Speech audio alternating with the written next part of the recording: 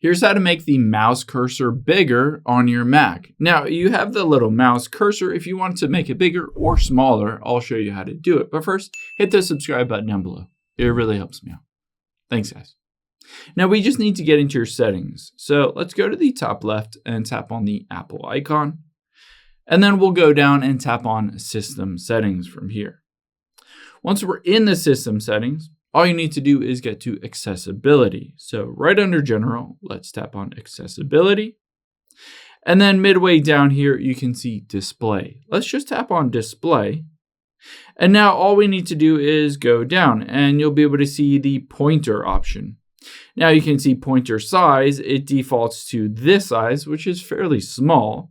You can always make it larger. You can see as I slide this over, it makes it quite big, and you can choose essentially where you want it on that list.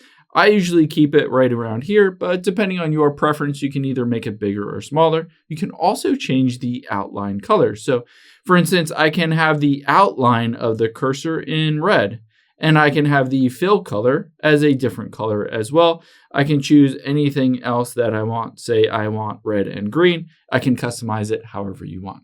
Hope this helps. If it did, hit the like button down below and leave a comment if you just have any questions. Thanks, guys.